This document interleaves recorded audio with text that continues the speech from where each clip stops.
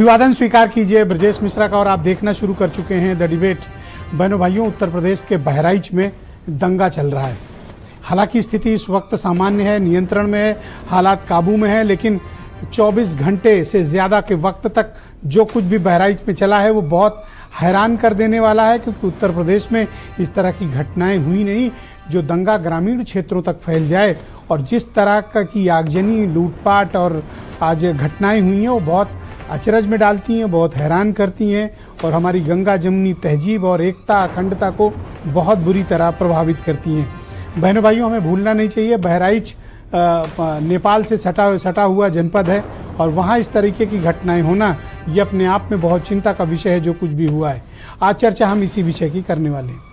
बहनों भाइयों, बहराइच में बवाल हो गया और जिस तरह का वायलेंस बहराइच के भीतर देखने को मिला वो बड़ा अचरज में डालने वाला है, बहुत हैरान करता है। मुझे नहीं याद कि इसके पहले ग्रामीण क्षेत्रों में इस तरह के दंगे की आग कभी फैली हो। जब मुजफ्फरनगर, शामली जैसे जगहों पर बहुत भीषण दंगे हुए थे सहारनपुर में, उसके बाद से उत्तर प्रदेश में अभी कभी ऐसा नहीं हुआ कि दंगे या वायलेंस इस तरह की ग्रामीण क्षेत्रों में फैल जाए। लेकिन जिस तरह के दृश्य आज बहराइच के भीतर देखने को मिले वो बहुत ही स्तब्ध करने वाले हैं। वो बताता है कि हम एक समाज के रूप में किस तरह का आचरण और व्यवहार कर रहे हैं। मैं किसी को नैतिकता का पाठ नहीं पढ़ाना चाहता, लेकिन मैं ये ज़रूर चाहता हूँ कि उन लोगों की जिम्मेदारी ज़रूर तय होनी चाहिए जो इस तरह की वारदात, ऐसी घटनाओं में जिनकी शिथिलता के चलते बहराइच को दंगे का सामना करना पड़ा। एक व्यक्ति की मृत्यु हुई है, उसकी हत्या हुई बड़े निर्मम तरीके से, और जितना जघन्य हत्याकांड वो अपने आप में स्तब्ध करने वाला है, और कुछ लोग घायल हुए। लेकिन बहनों भाइयों, संपत्ति का नुकसान जितना हुआ वो तो हुआ, विश्वास और एकता का और समाज की जो समरसता है उसका बहुत बड़ा नुकसान हुआ है। शहरों में तो हम दंगे के जख्म भूल जाते हैं, कमज़ोर पड़ जाते हैं, ठीक हो जाते हैं, लेकिन बहनों भाइयों, गांव में एक वर्टिकल डिवीजन जब दंगों से हो जाता है वो कभी उसके घाव पूरे नहीं होते, आजन्म लोग उसको याद रखते हैं। तो जो कुछ भी बहराइच में हुआ है वहाँ की सामाजिक समरसता, एकता बहुत बुरी तरह से प्रभावित हुई है। कल जब दुर्गा प्रतिमा पे विसर्जन के लिए जुलूस गुजर रहा था, उस जुलूस में के दौरान पथराव हुआ, फिर उसकी प्रतिक्रिया हुई और उसी में एक युवक का मर्डर हुआ, उसको कई गोलियां लगी, तमाम लोग जख्मी हैं, पथराव हुआ। और मुझे हैरानी इस बात की है कि ये जब सब कुछ चल रहा था तो उस वीडियो जो चल रहे हैं, जो दिखाए जा रहे हैं, उसमें पुलिस स्वयं मौजूद है। पुलिस का रोल इसमें बहनों भाइयों डिफाइन होना चाहिए। वैसे कभी कोई हुकूमत नहीं चाहती है, दुनिया की कोई हुकूमत नहीं चाहती कि उसके राज में कोई दंगे हों, कोई गलत चीज़ें हों, लेकिन जिस प्रकार का आचरण अधिकारी और पुलिस का रहा है वो ये बताता है कि उनकी लापरवाही, उनकी शिथिलता स्पष्ट है और इस पर जवाबदेही, जिम्मेदारी तय होनी चाहिए। ये सिर्फ कुछ गांव में कुछ लोगों के घर जला देने का या हॉस्पिटल, शोरूम, मेडिकल स्टोर जला देने या गांव में लोगों के घर फूंक देने का भर का मामला नहीं है। ये मामला कानून व्यवस्था के लिए चुनौती बनकर उभरा है।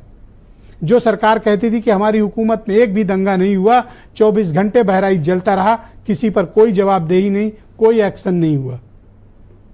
बहनों भाइयों, सिर्फ हेडलाइन बनाने से, बातें करने से कानून व्यवस्था का संचालन नहीं होता, उसके लिए सख्त इरादे और एक्शन की ज़रूरत होती है।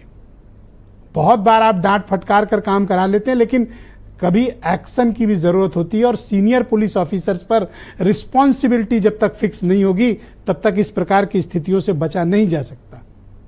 वो क्या कारण थे कि कल जब पथराव हो रहा था तो पुलिस ने रोका नहीं? वो क्या कारण थे कि जब झंडा गिराया जा रहा था पुलिस ने रोका नहीं? और वो क्या कारण थे जब भीड़ एक युवक को खींच ले गई, उसका मर्डर कर दी, पुलिस खड़ी होकर तमाशा देख रही थी? पथराव होता रहा, पुलिस खड़ी रही, कल कोई कार्रवाई नहीं की। और आज जब अंतिम संस्कार के पहले भीड़ ने कुछ क्षेत्रों में अटैक किया तब भी पुलिस खामोश बैठी हुई थी। कल भी चुप थी पुलिस, आज भी चुप थी पुलिस। तो आखिर हम इस पर रिस्पॉन्सिबिलिटी फिक्स करने से क्यों बचते हैं लोग? और मुझे अचरज है कि पॉलिटिकल लीडरशिप इन निकम्मे अफसरों का बचाव करती है जो उसे शर्मिंदगी की स्थिति में पहुंचाते हैं। उन पर जिम्मेदारी तय होनी चाहिए, चाहे वो एसपी हो, चाहे वो डीआईजी हो, एडीजी हो, लखनऊ में बैठे आला अधिकारी हो। उन्हें संडे का दिन होश ही नहीं था कि इतनी बड़ी घटना बहराइच के भीतर चल रही है। सब बाबा सिद्दीकी की खबर में व्यस्त थे और इतनी बड़ी वारदात हो गई। बहनों भाइयों, ये राजनीति का बिल्कुल वक्त नहीं है। ये हमारे प्रदेश की एकता का विषय है, हमारे देश की सुरक्षा का विषय है, हमारे प्रदेश की सुरक्षा का विषय है। अमन चैन कायम रहना चाहिए और दोनों पक्षों से, सभी पक्षों से मैं तो ये अनुरोध करूंगा कि शांति बनाए रखें, अमन और भाईचारे की राह पर चलें।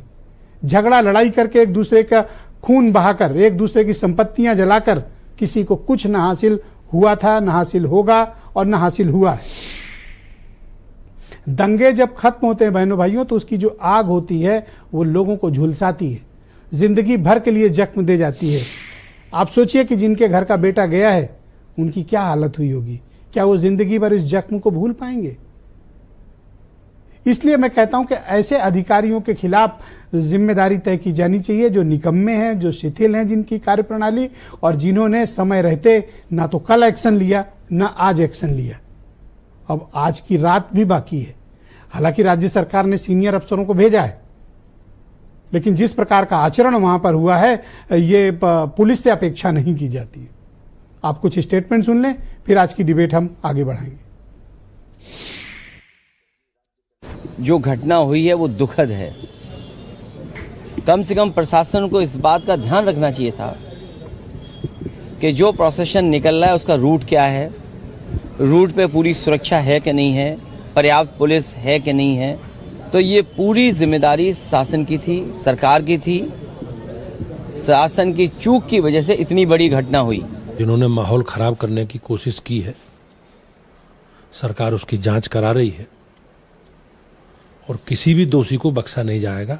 हमारी पूरा पुलिस प्रशासन सजगता के साथ स्थिति पर नियंत्रण करने का प्रयास कर रहे हैं और मुझे विश्वास है कि हम सब लोग मिलकर पूर्व की भांति शांति स्थापित करने में अपना सहयोग करेंगे। बहराइच के अंदर दंगा करा रहे हैं तो ये पूरी तरीके से भाजपा के लोग उसमें शामिल है और भाजपा के जंगल राज कायम है। ये कानून से किसी को भी खिलवाड़ करने की इजाजत नहीं है। जो भी दोषी होगा जांच चल रही है, कड़ी कार्रवाई होगी। स्थिति सामान्य है और दोषियों की पहचान की जा रही है। जो भी मतलब अगर अनुशासन का पालन करवाने में यदि पुलिस के अधिकारी कर्मचारियों की भी लापरवाही पाई गई तो उन पर भी कड़ी कार्रवाई। तो बहनों भाइयों, आज की इस परिचर्चा को आगे बढ़ाएंगे। आलोक अवस्थी उत्तर प्रदेश में भारतीय जनता पार्टी के प्रवक्ता हैं। फॉर्मर डीजीपी सुलखान सिंह साहब भी हमारे साथ कार्यक्रम में हैं। दीपक रंजन समाजवादी पार्टी से हैं। प्रियंका गुप्ता उत्तर प्रदेश में कांग्रेस कमेटी की प्रवक्ता हैं और जाने माने Islamic scholar S A Musharraf मुझे डिबेट में ज्वाइन कर रहे हैं और नावेद शिको बहुत वरिष्ठ पत्रकार हैं और वीरेंद्र सिंह जी हमारे स्टेट हेड। आप सभी का स्वागत और धन्यवाद। आलोक अवस्थी जी, कार्यक्रम की